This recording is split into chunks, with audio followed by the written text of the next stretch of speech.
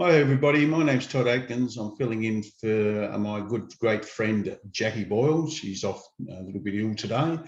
And it is my great pleasure to introduce Dr. Ahrens, two-time nominated scientist for the Nobel Prize, and certainly our best friend, and he's got some great products to share with us. Thank you, Dr. Ahrens. Well, thank you for that introduction. This is the new year. I don't know what that means.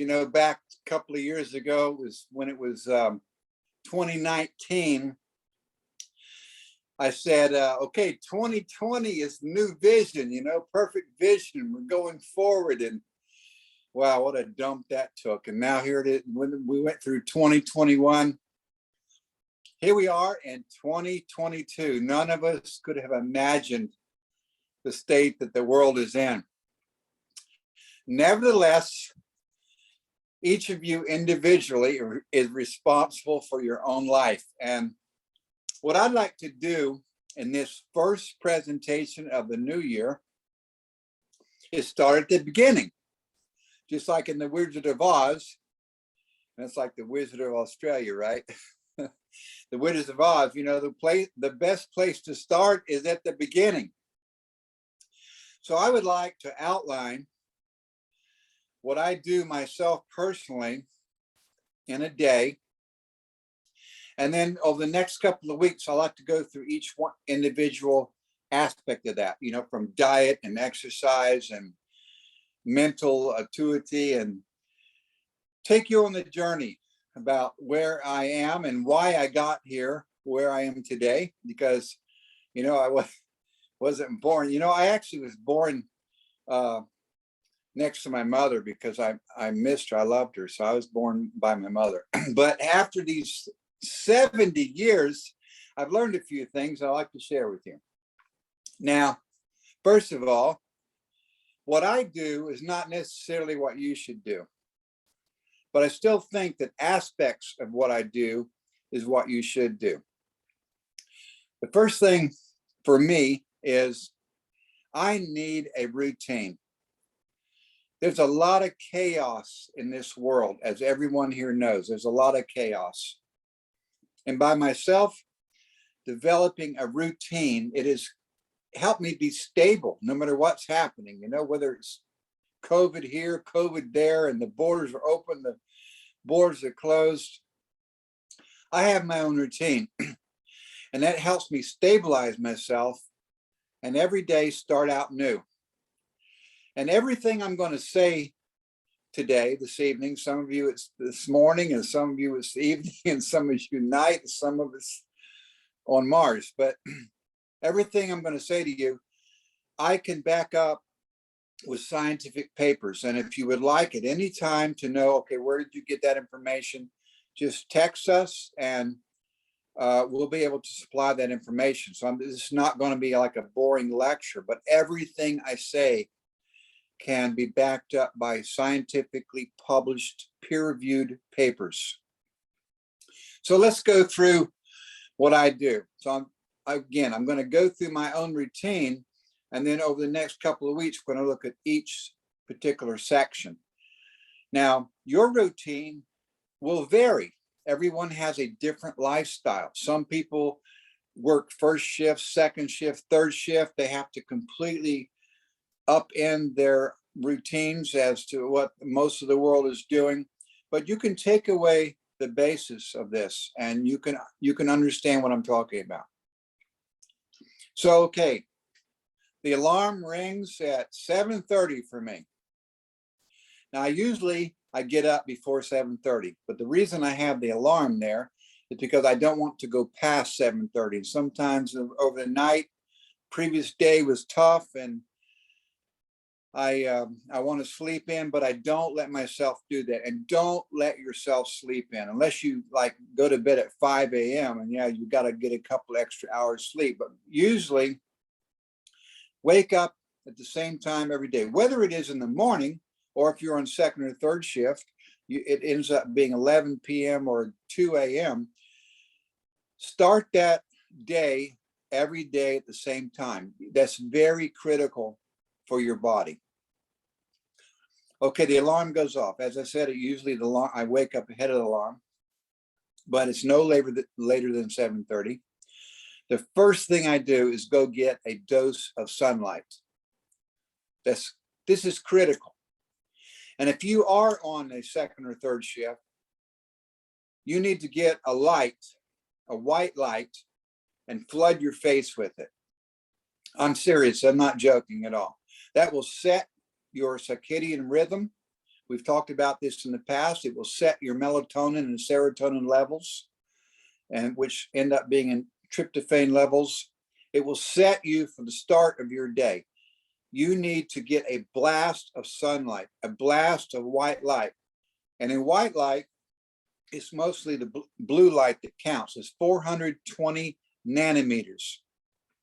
There are actually devices that you can buy, like on Amazon, that are light therapy, and they are these lights that are around 420, 450 nanometers. That is the white blue side of the whole spectrum that actually chemically starts your body off.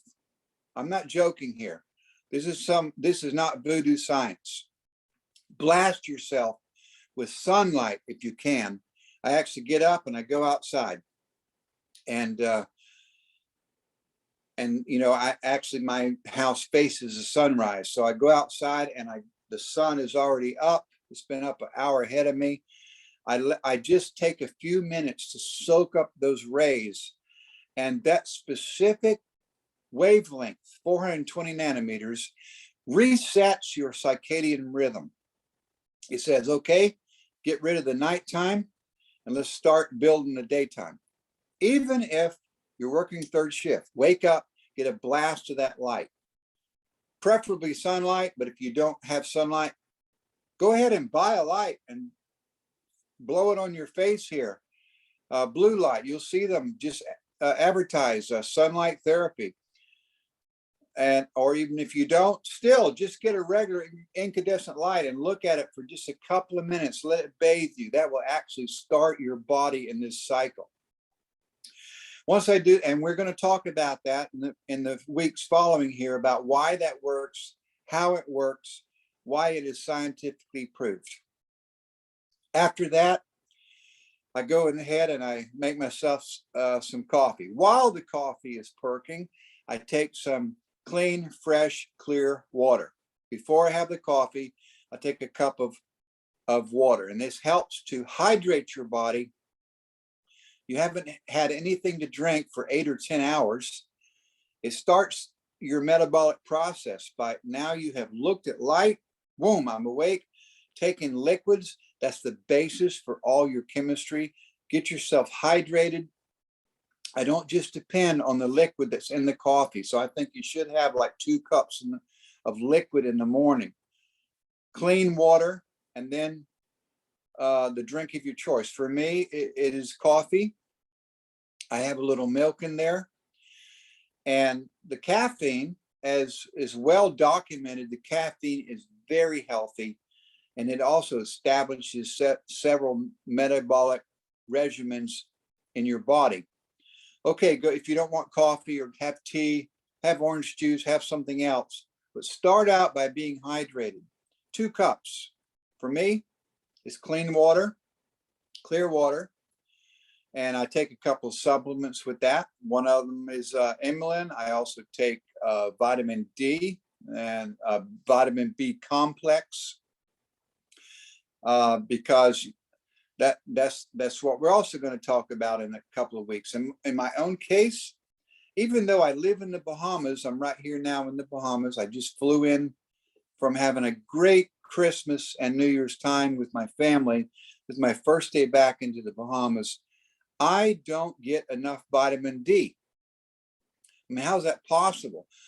Well, there's a lot of reasons for that. But even though, I'm a European descent and I should be able to suck up the vitamin D from the sun, I'm vitamin D deficient. I urge everyone to go get a blood test and find out where are you with these several markers, vitamin A, D, E, K, and B complex in particular.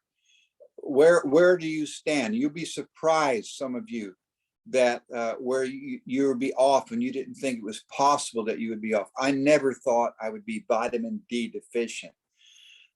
Actually, I had my annual checkup just 2 days ago with my GP, and yeah, I've been supplementing with vitamin D now for about a year. I didn't know I was deficient, and I'm right where I should be. But he pointed out to me, Dr. Joe, this is why you always want to live in the tropics. It's why you want the sun and you're always seeking the sun. Your body knows you better than you know yourself. It's been seeking vitamin D. That makes total sense. Our bodies do know more about us than we know, than our brain knows about us. And so I do take a vitamin D supplement. So I take these supplements, and while the coffee is brewing, and yeah, I do fresh ground beans and coffee. It's like a drug for me. Yeah, it is a drug. But while that's going on, I do take these supplements. That's when I take my first dose of inulin. And then, believe it or not, I have a quiet time. And this is what I call my personal time, my personal reflection time, introspect, whatever you want to call it. You can call it meditation, religious studies, wherever you are in your life. This is the time I slow down. Before I get out into the world itself and start moving around a lot, I just slow down. Again, we'll talk about this in the next few weeks. There is plenty of scientific information that says this is absolutely essential for us. Slow down, reflect, take a private time. I might, during that time, which is about a half an hour for me, I might read a religious text, or some people that I follow that are inspirational to me. I read something like that, like 5-10 minutes. But most of the time, I am doing some type of meditation. For me personally, it's Zen. Now, I'm not a Buddhist. I'm not very religious, but Zen is about the balance of life, and it's about cleaning and clearing out your mind and being mindful of nothing. I mean, that sounds kind of silly, but if you study Zen, you'll see what I'm talking about. It's about some breathing techniques and clearing your mind and being able at the same time to be in control of your mind, but yet have no thoughts.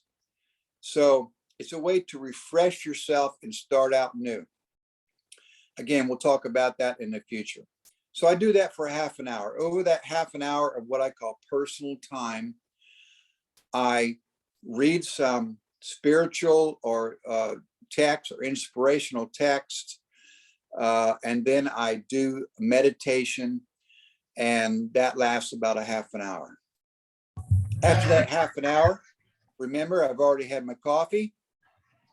I'm good to go. I put on some shorts and hit the track. That is, I'm fortunate to live on a beach, and there's a loop in front of me to the right and to the left. If I run the whole thing back and forth, it's 2 miles. So it's close to like 7 kilometers. And I don't stress myself during this. This is not a pure exercise thing. I'm just loosening up. I'm getting limber. And I do this every day, about a 2 mile press, a trek. So I'm not walking casually, but I'm not also just hell bent and jogging. It's a trek, I call it. And it's rocks, it's sand. I have to go up and down, I have to detour back and forth. So it's a little bit strenuous, but not much at all. But that actually gets me going. So now I've already had some caffeine, and I've had some meditation, and now I do this physical activity. And then I come back in, and that takes about a half an hour, and then I shower. And if I'm going to eat something, that's when I eat a little something. And that's another thing we'll talk about in the future. Different diet styles, intermittent fasting. We'll get into that next month. But for me, I just take a very small amount of something. I'm not hungry. And I just know, though, I need some energy.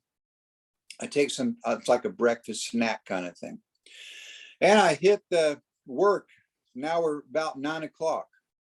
I hit my work cycle, and I have to set an alarm every hour to remind me to get up away from my desk and walk for 2 minutes. That's really pretty critical. Again, scientific based. It's been proved many times. Do not sit down more than an hour. 2 hours, absolute maximum. But for me, I actually set an alarm, and I get up and I walk for 2 minutes. I mean, I just pace in the room. That's all I do. I just need 2 minutes of moving. I bend over, I stretch a bit, back and forth, 2 minutes, then I'm back to it. If I don't do that, I'm actually very singularly focused. I could go for 4 or 5 hours and never get out of my chair, and that will kill you. It will kill your body. It will kill your brain. So every hour I set an alarm, as silly as that sounds, and I get up and then I walk for 2 minutes, and I take a glass of water. I killed kind of 2 birds with 1 stone. So I'm moving, I'm flexing, I'm not sitting down, and I take a glass of water. So I do that, 9, 11, about 12:30 or 1 o'clock. I try to take a break. Now, look, I always don't do this. I'm like everybody else. Life happens. You got to do other things. But I'm talking to you about the routine that I do, that I try to adhere to. And I don't always do it. So this is an ideal situation. So 12:30 or 1 o'clock, I get up and I try to take a half an hour or an hour break.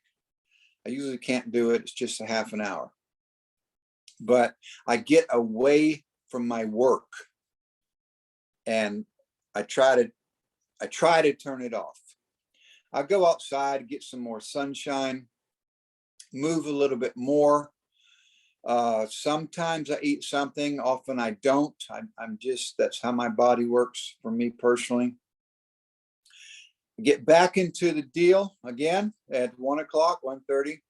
And then the next time I have my alarm go off, I take really the only substantial thing I take during the day. I have what I call a man shake. Now, it could be a woman shake, it could be a person shake, but it's for me. I take a banana or some mango. I put in what depends on what I have, either cow's milk or almond milk. I throw in the rest of my supplements for the day, the rest of the Emulin, the other vitamin B12 or vitamin D, put it in the little blender, and I drink that, and that's got plenty of protein. Again, it's liquid, so it's my other cup of water, so to speak. And I call it a man shake because I also put in some things there that help me maintain my manliness. Things that I know that will help keep my testosterone levels up. Because I'm no spring chicken, and I'm proactively fighting age. And it's not that I don't like age, but I'm not going to just sit around on the couch and just deteriorate. And I know that as we get older, as a male, that your testosterone levels drop. So I have some natural ingredients that I think that is helping me out. I'll share those with you in the future. And also, likewise, it doesn't matter, man, woman, whatever. You need to maintain a good body chemistry. And so if you said, okay, you need more estrogen or whatever, there are plenty of supplements that you could put in there for your specific body type and sex. And so for me, I'm a man. I just call it a man shake. I drink that. All right, I'm back to work, and I'm doing the same thing. Every hour, the alarm goes off. I get up, I walk those 2 minutes, and now we're slowly finding out myself at 5 or 6 o'clock. Sometimes I can quit at 5. Sometimes I have to go to 7, depending on my Zoom calls and stuff. But more or less 6 o'clock or whatever. Again, I go outside, I move. I might go out on the beach and walk just a really small amount, but it's a wind down time. Instead of previously it been a wind up time, now it's a wind down time. This signals my body, and your body needs these signals. Just like when you're getting ready to go to sleep, I'll talk about in just a moment. Your body needs these signals. You might think you don't need it in your brain, but your physical body does need it. It's a signal to my body that, okay, the work day is over. So I start to slow down. I take a little walk. I actually sometimes, like I did today, I have neighbors here. I don't have very many neighbors. This is a real isolated community, but I do have some neighbors that you live in Canada most of the time, but they holler out to me, hey, come on over. So I go over there and I have a beer with those guys, and they're great people. Even though they're from Canada, they're still great people. And it's another signal to my body that, okay, the day's over, things are going to change. Then I come back and I cook dinner. I cook for myself or my mate or whoever's here. I actually enjoy cooking. Another thing we're going to talk about in the future about what to cook, what's the best foods, how does that fit into your diet? But I actually am the cook. I've been for all of my married life. I was the cook in the family. I love to cook, and yeah, I'm actually quite good. And I invite any of you to come to my house, and I'll cook for you. I just won't give you my address. That's the only catch. But I cook dinner. That also changes my mindset. And this could be the same for you, that you're doing something different. Do you see how that worked? For me, I get through work. I go outside a bit. I might spend a little time with the neighbors, and I start cooking. It tells my brain, okay, we're going into the next cycle, the next phase of this day. And then I eat whatever I did. I clean up the dishes. Routine, routine, routine. Now, depending on how what's going on that day, I might watch something on Netflix or watch a movie, or I might just read. But this phase after dinner is about an hour and a half. And then we get into nighttime. Now we're up to around 10 o'clock. And I make certain all the damn lights are off. Now, I've told you about this before. There are so many lights in your house that you don't even know are on. These little blue lights. Turn all the lights off and let your eyes get adjusted, and then walk around your house. You got these little blue lights that are all over your house. They're on the computer, and they're on the Alexa apps, and they're on the in my case, they're on the air conditioning, telling you I'm waiting for your command. They're all over. And if you wake up at 2 or 3 in the morning and walk throughout your house, you would be amazed that you can actually see you're flooded with these lights, and they're all blue. For whatever reason, that's the fad. Didn't used to be like that. When I was much younger, they were always a little orange and red, but now they're all blue. And blue light is the worst thing you can shine on your body, even when you close your eyelids. That blue light penetrates your eyelids, hits your retina, you're not even aware of it, and tells your brain to wake up. Just like I told you earlier, when you get up in the morning, you ought to go outside and flood yourself with sunlight. 420 nanometers is the best wavelength. These blue lights are all at 420 nanometers, and you get up in I challenge you, get up at 2 or 3 in the morning, and your whole house is flooded with these blue lights. Even all my surge protectors have a little blue light. I mean, everywhere. I've actually taken now masking tape or electrical tape and put over each one of these. I got in this particular room I'm in right now. I know there's one on 2 surge protectors with little blue lights. Their air conditioner has little blue lights on standby. The laptop has a little blue light there. And it's even worse in the living room. So I actually have put black electrical tape over those because I don't want to turn them off. I still need them, but to tone that down. I also have black light curtains over my windows. So, we have some lights coming in from the neighbors and all these security lights. Ugh. We're just flooded with too much light at night. That's another scientific paper. Get rid of those. So at 10 o'clock, I get rid of the blue light and then I start looking at my phone. And I use a program on my phone that cuts out the blue light, that's available. And, you guys probably know what I'm talking about, where it kind of gets kind of brownish. In my case, in my iPhone, it makes everything kind of brownish. It gets rid of the blue light. So it's not going to interrupt my sleep. And what I do is I am reading totally non-business stuff. I watch a lot of TikTok actually and share those stupid dog and kitten things with my daughters. Okay, I admit it. I do that. I'm sorry. Forgive me. But yeah, I do that. And I watch TikTok and I can't believe that I'm addicted to TikTok. Good gracious, what would my mother think? So anyway, I do that, and then I read something, but non-business and things that will not keep my head spinning. A lot of it's just plain old nonsense. It's nothing to do with critical thinking. I save that for the morning part, but in the evening, it is non-critical thinking. I don't want any drama. Actually, that's what I do when I watch stuff in the evening.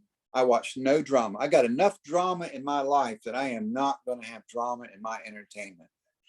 My kids always get irritated. They want to watch the Scream Halloween and all that stuff. No. I just want everything to work out. I want to watch James Bond. He wins. No questions asked. The old James Bond. So I don't have to get all wound up. I don't need a news. I'm not trying to read a newspaper. Don't read any newspaper in the evening. And then about 12 o'clock, I have an alarm set. It's actually on my phone. It says, go to sleep. It's not a blah, blah, blah, but it's a little bit music. It's time to go to sleep. So I make sure that I am not reading anymore. All the lights are off and I lay there and go to sleep. And I'm ready to sleep because I have several hours ago gotten rid of those blue lights. And I have not read anything stressful. And I am ready to go to sleep. It's been a long day. So for me, 7.5 hours is the amount of sleep I found that does me well. Scientists say that 8 hours is a good average, and people sleep between 7 and 9 hours is normal. For me, it's 7.5. I just did that by trial and error. So go through 7.5 hours, and I usually do get up at 7, but the alarm goes off at 7:30 to make sure that I don't oversleep. And this day begins again. Now, I know a lot of you are going to say, well, you can't do that because you've got children. You got to do this and you got to do that. I got a job I got to go to. And I work from 3:30 to midnight. And that's not the point. The point is find your routine. And the other critical thing is, as you get towards the end of the day, stop all the drama. Don't watch all these damn soap operas right before you go to bed. Stop talking about, Uncle Matthew and he's running around chasing women and what's your mother going to think. Don't do that at night. Do that in the morning. In the evening, avoid those type of stress things as you can. Yeah, some of you have kids are still screaming and the baby needs to be fed. You have to interrupt your schedule for those things. But I'm saying this is the basis that you should try to strive for. So have a routine. And as you get towards the end of your day, do cut down on those lights. And so when you do go to bed, your body is ready. It's tired mentally and physically. You're ready to go to bed because during the day you have moved. You have flexed. You haven't just sat in your desk office all day. For you that have hard jobs, construction jobs, that's actually pretty great. You got it really better. But you still need to take breaks. Instead of working, your every hour when your alarm goes off, you ought to probably just stretch and not do anything. People that are in an office chair, they need to do something physical. You're the other way around. It's still the same concept.